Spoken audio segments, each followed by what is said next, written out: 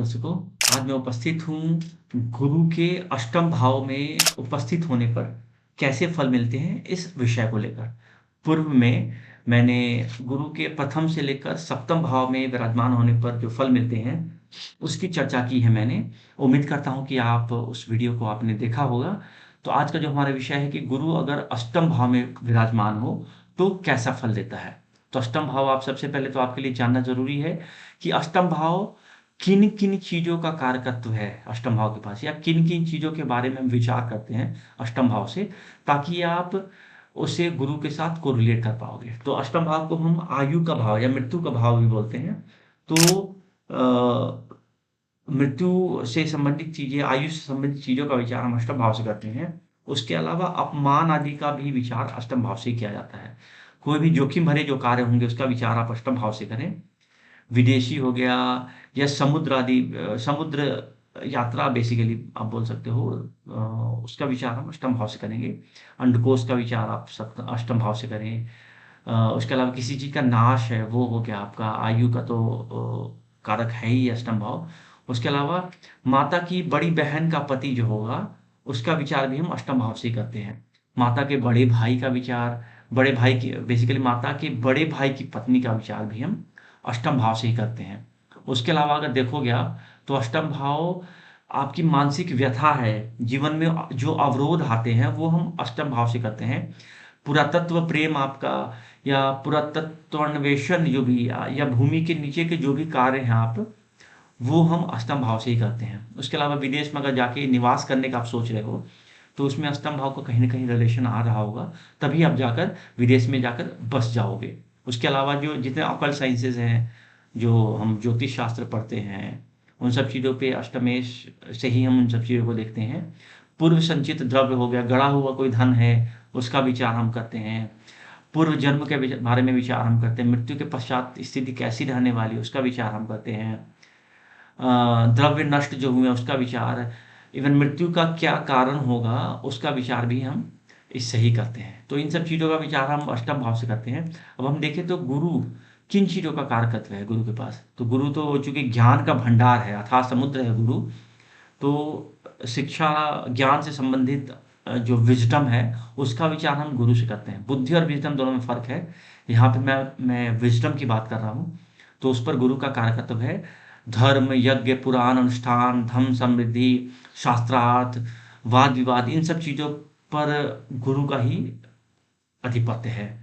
Gold पर गुरु का आधिपत्य है। याद रखें, लास्ट वीडियो में मैंने बताया था कि अगर गुरु वक्री हो जाए, तो कहीं न कहीं सोने के दाम में उस समय गिरावट आती है। तो अगर आप सोना खरीदने का प्लान करते हैं, तो एक बार गुरु की स्थिति ज़रूर देख लें।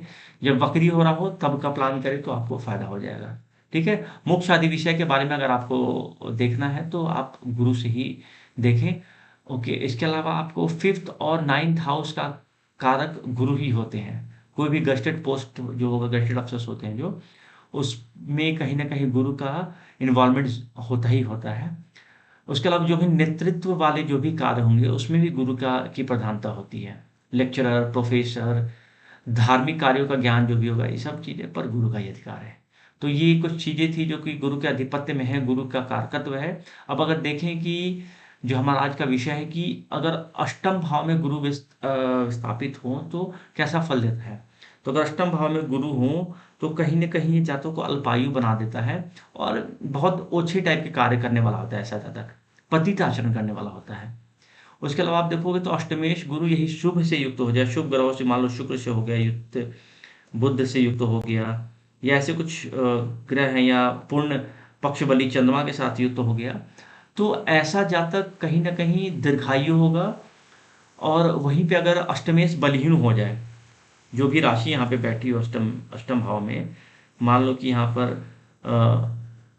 वृश्चिक राशि हो जाए और वो बलहीन हो जाए, मंगल कहीं पे जाकर बैठ जाए और बलहीन हो जाए, तो ऐसी स्थिति में कहीं न कहीं जातक को अल्पायु बना देता है। अब गुरु पापयुक्त तो हो जाए, तो उम, 17 वर्ष के आयु के पश्चात किसी विधवा स्त्री के साथ यौन संबंध बनाता है ऐसा जातक। ध्यान रखें,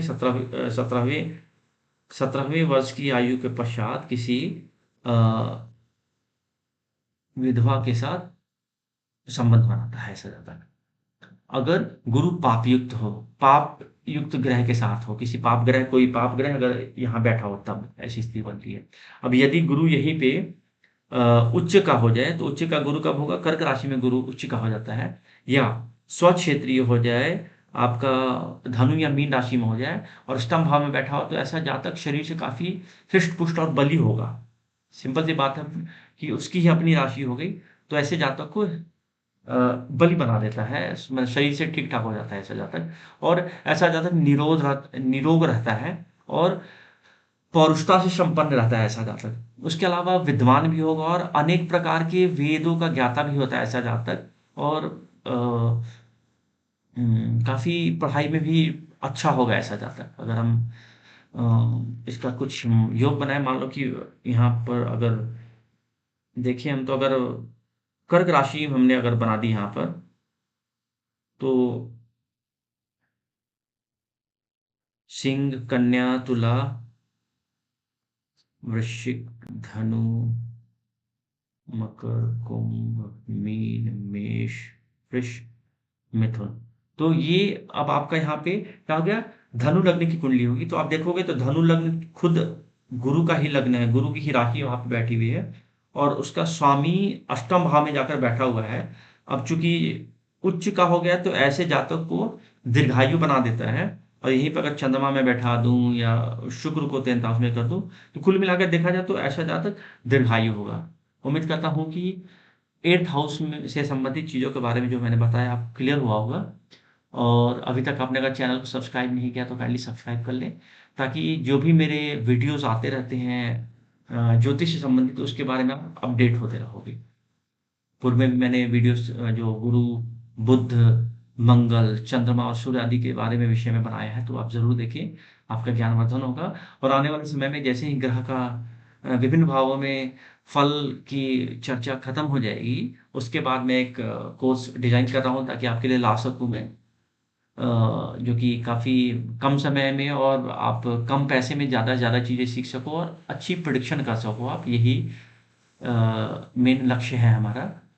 तो उम्मीद करता हूँ कि वीडियो अच्छा लगा होगा। सब्सक्राइब नहीं किया तो सब्सक्राइब जरूर कर लें आप। अंत तक मेरे साथ वीडियो में बने रहने के लिए बहुत बहुत धन्यवाद। नमस्कार।